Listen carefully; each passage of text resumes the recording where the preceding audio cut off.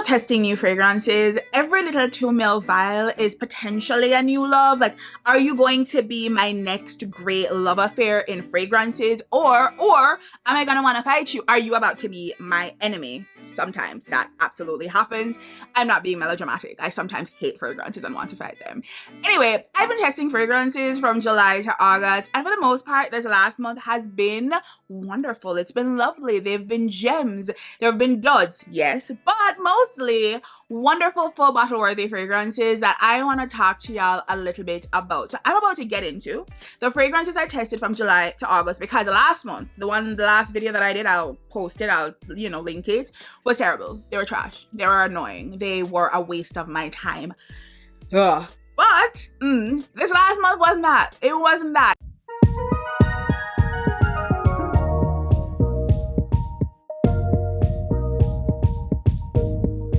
Hi, I'm Jeanique, and I'm a little perfume obsessed. I'm a little bit of a perfume addict, and what that usually means is that I stay wanting to blind buy fragrances, but my pockets are just not set up for that. I have to test, retest, test some more in order to figure out which fragrances are worth a full bottle for me, because I don't have the space, the time, or the money to be wasting dollars on fragrances that just don't hit. But this month, I tested a whole bunch of shit, and a lot of it was phenomenal, and I want to talk about it because I feel like I was winning and y'all need to know that. So let's talk about it. Also, if you haven't done so already, like, comment, subscribe. You don't need to wait till the end of the video to do any of that, because this is about to be a vibe. You're about to have fun, and so let's get into it. But you just can't get enough. Celebrity fragrances get such a bad rap, and I don't see why, because so many of them are giving what needs to be gave. So the first fragrance I tested is one that I've had on my wish list to try out, but just have not made an effort to test it, and it is Billie Eilish's first fragrance, the vanilla one. And y'all, the hype was not hype enough, because I did not understand what I was missing out on by not testing this fragrance. Let me talk you through it. Now, it's vanilla, yep, and tonka and sugar and a little bit of amber, and it's beautiful, it's sweet, it's lovely, it's airy, and I'm obsessed. Let me just say that much. Now, I have Lattafa's Nebraska, and everybody had said to me that it is essentially a dupe of the Billie Eilish fragrance. It's not a dupe. They're sisters. They live in the same house. They get along real well, but it is not a dupe. The Nebraska fragrance, it's lovely, but it's a lot heavier, thicker on the skin. It is more wintry, and it's not nearly as sweet. Billie Eilish is a lot airier, more open, and a lot sweeter. And the moment I tested it, as a vanilla lover myself, I nearly lost my goddamn mind, and here we go. I bought it, y'all. I bought it. I went back after testing this fragrance, and I was like, y'all, I need to own this. I need to have this. Get it into my collection immediately, ASAP. I'm obsessed, and I have no regret. The next fragrance I tested was another one that was all over the internet. People were obsessed with this one, and I sort of get the hype and sort of don't, and it is Killians Love, Don't Be Shy. Now, here's the thing. It is exactly what people said it was, right? It is a super sweet, candy sweet, sponge sugar, heading toward a cotton candy type of fragrance with the airiness to match. No, that sounds delicious. That sounds lovely. I am all here for that combination. However, this fragrance lasts for like 2 hours, y'all. It lasts for 2 hours, and it costs like $300-$400. Now, here's the thing. If you gonna give me cotton candy realness at that kind of price point, you better be beast fucking mode. You cannot disappear in 2 hours, cost that kind of money, and just be giving me cotton candy, because I can get cotton candy anywhere. You know what I mean? I can get cotton candy anywhere. So this was my issue with this fragrance. Now, would I buy a dupe of this for less than $100 and smell like cotton candy for 2 hours? Yeah, I would do that. But would I spend Killian money for a fragrance that does not last a reasonable amount of time or have interesting nuances and layers to it? Absolutely fucking not. So this for me was a hit and a miss at the same time. I want the dupe, I don't want the original. Now let's run through a bunch of designer fragrances that I tested for the last month that I have been meaning to test out, but I have not been diligent about it. Let's start off first and foremost with with My Way Leopard Farm. Now, as y'all are aware, right, I have all of the My Ways. I have My Way Floral, regular My Way Intense. I love me an Armani fragrance. They give beautiful, supple beauty and femininity, and I'm here for it. So of course, when Le Parfum came out and it sold out real quickly, I was not surprised. I needed to test it, and I finally got a chance to really sit with this fragrance and see what it gives. Now here's the thing. It is so similar to the other fragrances in the line, right? Like, each of them are close enough to one another. You can see the relationship with them. They don't vary a ton. And for me, I think in a lot of ways, the floral version is maybe my favorite, but I really do enjoy all of them. Now, the Le Parfum version, in terms of its proximity to the original and the intense version, it is a lot heavier and smokier and darker. So where the intense version is more piercingly sweet and the regular version is lighter and airier, and the floral version is just that, more floral, not as sweet. This one has a lot more body to it, a lot more darkness, a lot more depth, a lot more mystery. I think this is a beautiful fragrance that could very easily end up in someone's top 10 for life. It's just that good. However, I don't think anybody, including me, needs all of them. You need one. You want one. You don't need all of them. And so at the moment, while I have the other three, I am not planning to pick up the Le Parfum version. And once the three that I have are finished, I will need to debate with myself which one I am going to keep in my collection, whether it's the floral version, the original, or this new Le Parfum version. They're all fantastic. I think anybody who loves the original will love the new Le Parfum version. I hope you've been enjoying the video so far because, you know, fun, hilarious vibes. If you have been, like, comment, subscribe, do the things. You don't need to wait till the end of the video. If you find me a little bit annoying and I talk a little bit too fast, in your opinion, you can also thumbs down because engagement. Don't be stingy with the likes. Goddamn. Don't be stingy with the likes. Hear me out. You don't need both Donna Born in Roma and the intense version at the same time. Don't shoot the messenger. So let's get into it. I do love Donna Born in Roma. I have the original. I have Coral Fantasy and Yellow Dream. I enjoy all of them. Those two flankers are so very different from the original that for me it makes sense to have all of them, right? But when I tested the intense version, it was so close to the original, just with added like darkness and depth and mystery to it, that I realized I don't need both of these. You just need one. Now, I do think the intense version is a lot more exciting. Maybe I've been wearing Donna Born Aroma for too long at this point that I'm just ready for something a little bit different with a similar enough scent profile that I'm ready to take on the intense version. But I'm pretty convinced at this point that this jasmine heavy fragrance gonna get parked in a little bit. Like, once it finishes, I'm going to pick up the intense version to replace it, because even though I love the original, this intense version just adds a lot more depth, body, and darkness to the fragrance that I don't think it needs, but I do enjoy it. And so for me, I'm going to enjoy picking up the intense version maybe a year from now, maybe less, but in the meantime, I'll enjoy wearing the original. I don't need both because they are similar enough. On the flip side though, let's talk about Sea Intense. Now, I had not tried Sea Intense, but I looked at the juice and it was pretty. I'll show you a photo of it. Just the juice just looked like it going nice. You know what I mean? Just real supple and dark and ambery. And I was ready to try this out, not knowing what to expect. I think I expected an intense version like we have with My Way or Donna Born in Roma, where it was the same thing, just a little bit deeper and not so. The way that it is unlikely that you like My Way and you don't like the Le Parfum version. And it is unlikely you like Donna Born in Roma and you don't like the intense version. It's unlikely. It is very, very, very likely that you love Sea and you hate Sea Intense. That is extremely possible because it is so different from the original. Though the original Sea for me is a vanilla dream. It is lovely. It is light. The vanilla is nice and sweet enough, but not overly cloying. It smells warm and cozy. I'm obsessed. But like with all the other Sea fragrances, Sea Passion, Eclat, all of them, the rose one in the blush pink bottle that looks like the shoe from Carolina Herrera, you know what I'm talking about. they're all so different from one another. One is a tropical fragrance, one is a soft, fresh rose fragrance, one smells like really intense sweetness. Like, they're all very different, and sure enough, this intense version is an amber fragrance. Yeah, amber and woods. There's barely any sweetness in this fragrance. I did not see that coming, so here's the thing, I want it. Yeah. I want it. It's different. It's not what I expected, and it's going to be a good, sexy fragrance. You know what it reminded me of? Elixir from Jimmy Choo, that sort of warm, heavy, delicious amber smell, a little bit of hints of sweetness that give like a little bit of a honey vibe with some woodiness, and it feels kind of unisex but rich and heavy and sensual. That is the vibe See Intense is giving. It is not a sweet, heavy fragrance. It is everything but it is wonderful and grown, and I'm obsessed with it, and I want it. I want it. I haven't picked it up.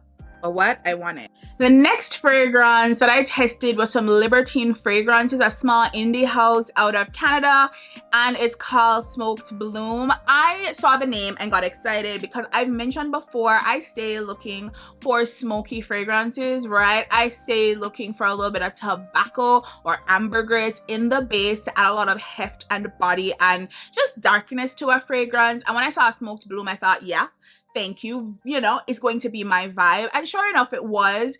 It's an osmanthus fragrance. It has like a greenness and a freshness. There's bay leaves in it, so it has this kind of savoriness to like the earthiness and the warmth and the greenness of the fragrance. And in the base, it has this smokiness that I think is coming from the vetiver. It is like a nice unisex fragrance that to me reads more like feminine because of those floral elements. So that if you're looking for floral and smoke without it being overly sweet, this is giving that kind of energy, and I fully enjoyed wearing it down. And I also do love supporting a smaller brand, especially if their fragrances aren't crazily priced. So yes, thank you, I will take one. So I did my original review of Smoked Bloom over on TikTok. You should follow me. And people had commented that I need to check out Couture EDT and EDP because it gives that fruity, floral, feminine energy with some smokiness in the base. So I'm always looking for that. Yes, thank you. And I set out to get samples of both the EDT and EDP. The EDP is supposed to be smokier, which is why it's not as popular as the EDT version. I could not get my hands on the EDP version. I could not get a sample, but I did get a sample of the EDT version and tested it down, and they weren't wrong. They weren't wrong. It does have a smokiness to the fragrance. It has like rose and tuberose, but it's not the star player. I'd say the raspberry, the strawberry, and a little bit of citrus in there is really giving everything that needs to be given. And in the base, we have this smokiness and head. I also think coming from vetiver that adds to the fragrance. No, does it give me as much smokiness as I want? No, it doesn't. It's lovely, but I wish it were even smokier. No, would I settle for this level of smokiness if I couldn't do better? I would, but I really do want to test the EDP version to see if the smoke is even heavier, if it's giving something similar to L'Entrée de Rouge, because it's lovely. That one is lovely. Then I know which one to pick up. But I'm gonna buy one of these. I'm gonna buy one because this fragrance, Haute Couture EDT and EDP, I haven't tried EDP yet. The EDT is fire, and if the EDP is even heavier and bolder, then what am I waiting for? A sample. I'm waiting for a sample, and I'm gonna get it eventually. Hopefully soon, because I'm tired of waiting. Yeah. Now, you probably didn't think you could sample these Arabian fragrances. Well, boom. Boom, we are sampling. I can't be out here blind buying the whole world. I have to sample shit in order not to waste my money. And I was curious about these two fragrances, and they were Vanilla Addictions, because of the name, by my Perfume Select, and Baroque Satinwood by Maison Alhambra. Now here's the thing, that one went viral like 6 months ago, and everybody was saying it was a fantastic entry-level oud fragrance. There is no such thing, but I wanted to find out more. So let's start off with Vanilla Addiction, because that's where I started. Y'all, this was disappointing. No, I don't need all vanillas, especially ones named Vanilla Addiction, to give dessert vanilla. Heavy, thick, delicious, like a pie or a latte. I don't need that. I don't need that. I would prefer it, but I don't need it. But this one, it's like a tubs of vanilla with a whole bunch of florals, a whole bunch of spice. There's cardamom in here. Now, if you like balance in your life, you like variation, you like nuance and layers to your vanilla fragrances, you might like this one. I want you to choke me out on vanilla. Choke me the fuck out. And this doesn't do that. No, now this is not a cheap Arabian fragrance. It costs like $200. And I feel like if I'm gonna go out of my way to spend that kind of money for a company named My Perfume Select, you better bring the vanilla heavy, because you set me up to love you and then let me the fuck down with this like mostly vanilla but kind of not fragrance. I'm not saying it's bad, it's beautiful. It is layered, it has nuances to it. But is it a vanilla addict's dream as I am? No. No. It's a vanilla flirter's dream where you like vanillas, you don't love vanillas, you want a little vanilla, you don't want a lot of vanilla, then you might like this. But if you want vanilla all over your body in all different ways all the time, then this one gonna give you a little tips, and that's not enough. Not for $200. It's just not. Now, I had seen a whole bunch of reviews of Baroque Satinwood from Maison Alhambra. I have a few fragrances from Alhambra, a few dupes myself. I enjoy them. And this one is supposed to be a dupe of MFK, Maison Francis Kurkdjian of Baccarat Rouge fame, their dupe of Oud Satinwood, which I've seen so many videos of people being like, I chased this woman down the store and this is what she was wearing. I am obsessed. This is one of the best fragrances ever. You don't even smell the oud. It's like people who like mayo. I don't like mayo. People who like mayo and tell me you can barely taste the mayo in this. I can fucking taste it. I can always taste it. It tastes disgusting. It's like that, where people who like oud think you can't smell the oud in oudy ass fragrances. You smell the oud. No. Is it offensive? No. It is not offensive. Basically, it is like this lighter, oh, I'm hot. This lighter oud with some violet that makes it powdery. I've said before, I don't know which video, I said before that one of the ways to lighten the impact of certain woods, oh, you know what, I haven't posted that video yet. One of the ways you lighten the impact of a heavy wood that you don't love, or a really unisex woody fragrance, is not to pair it with sweetness. It is to pair it with one of the soft florals like iris, violet, heliotrope, because the pockets of air those florals create in a fragrance softens it without adding much sweetness. Then when you pour the sweetness in, it allows the sweetness to take up room. That is what we have here. We have violet and we have oud, and the violet softens the oud and makes it cloudy, not powdery essentially, but cloudy and airy. And then we have some vanilla, some benzoin, some rose to sort of create these sort of floral, fruity, beautiful, sweeter elements in between everything. So I think, yeah, this is an entry-level oudy fragrance, but do you want to enter in the first place? That is the question, because it's still oud. It's still oud, and that's not my job. But it's an interesting fragrance. It is pretty. It adds some interest. I could grow to like this fragrance if somebody gave it to me for free. But like off rip, just on its own, if I had to put money out versus everything else out on the market that I currently want and that's on my wish list, this wouldn't be it, because there are things I want a lot more than this. But I'm pleasantly surprised. I think it is an interesting floral fragrance that isn't overly dark or unisex. It does smell expensive as fuck. You just want to find out, like, do you want to smell a little bit oudy or not? And personally, I'm a pass, but I don't hate this one. And that for me is an improvement. Yeah, it is. It's an improvement. I also tested Hiram Green's Moon Bloom. It is a niche fragrance, and it is a tuberose. Now, I saw tuberose and I got hot. I got hot because I love me a tuberose fragrance, but it's a very different tuberose than I am used to. It is a green tuberose, and very often when I try a green tuberose fragrance, they're closer to Mariah Carey Forever, which is like this fresh, green, not quite fully developed tuberose that is very light and airy and summery. This was not that. It still had the body and the heaviness and the thickness of a traditional tuberose, but the greenness was closer to like a savoriness. I think there's bay leaves in here. I think there's some savory elements, savory, earthy elements to this fragrance that doesn't just make it cut grass, fresh, citrusy green, but this warm, earthy, savory green, which I don't often find with these sort of floral elements. So I will say This was a novelty to try. It was interesting.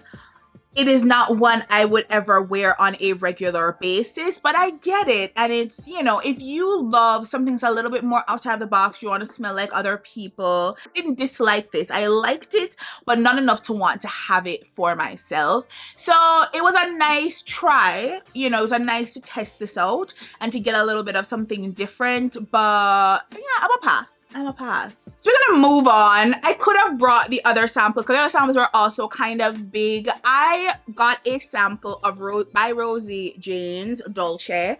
I talked about this being on my wish list from my Sephora wish list video from the last VIB sale. I talked about this fragrance and how it was always out of stock. Now a sample was available and the sample led me to buy a travel size, which I think honestly is as big as it'll get for me, because even though I do enjoy it, I don't think it is special enough to warrant a whole bottle, but it is pretty. I do enjoy it. It feels like a clean girl vanilla to me. It's very stripped back. It's a kind of vanilla that I would wear on a day when I'm not feeling extra. Now here's the thing, 90% of the time I feel extra as fuck. I just feel extra all the time. But occasionally I wake up and I'm just not in the mood, you know? And that's that kind of vanilla where you do have the beautiful essences to it. There are layers to it. It is complex enough.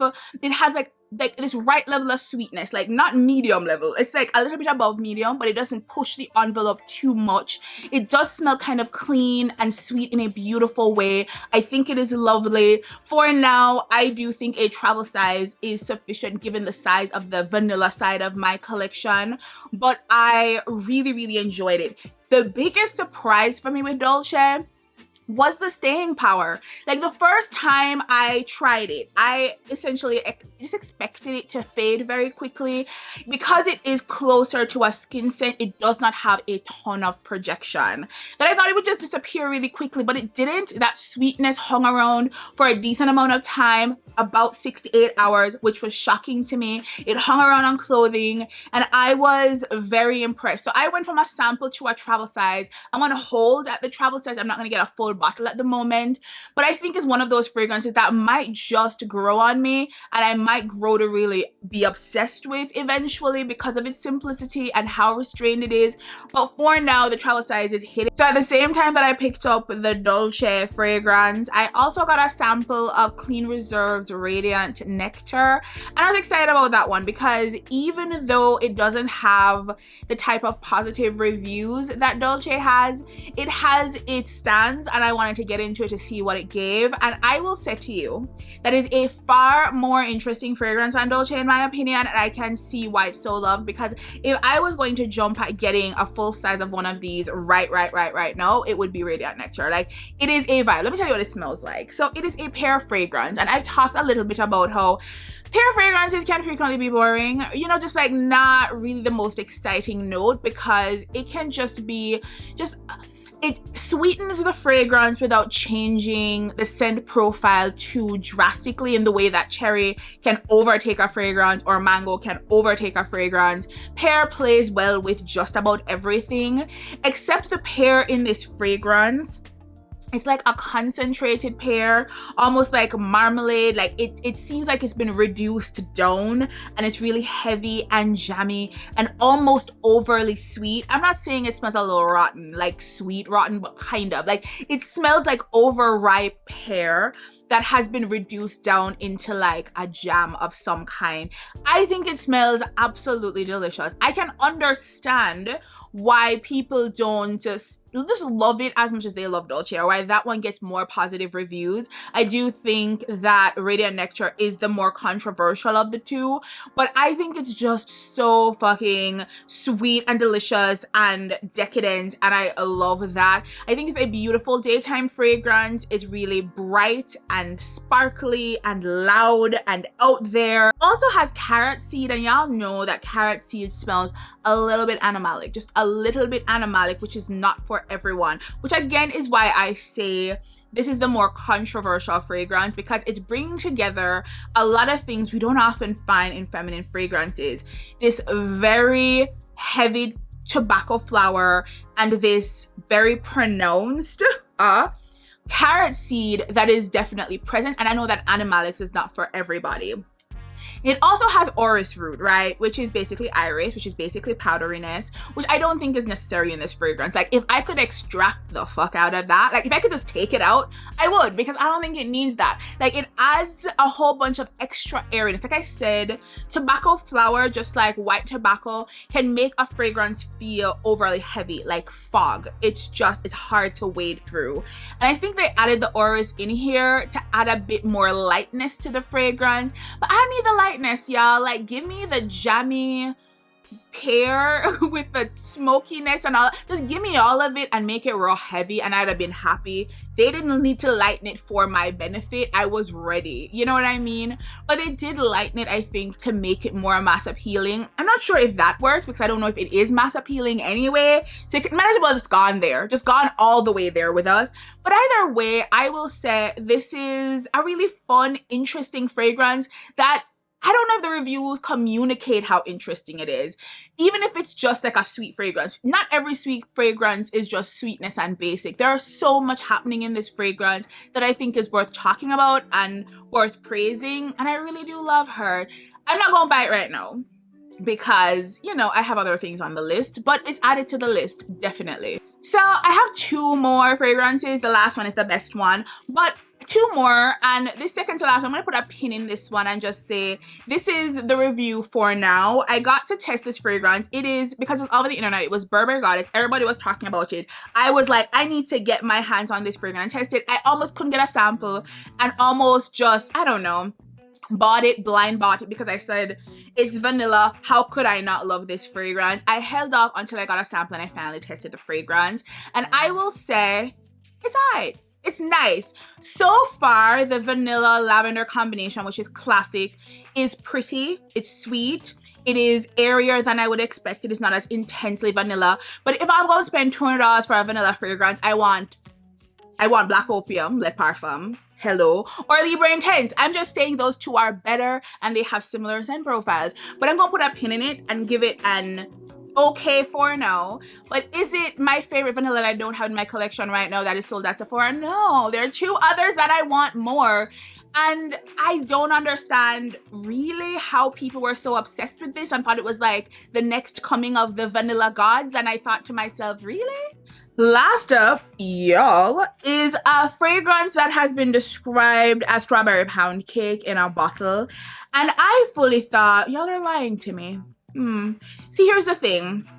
Burberry Her is not for me. It's okay. I'm not going to take up my money and buy it. If somebody gifted it to me, I definitely wear it. I'm not going to scoff at that shit. It's nice.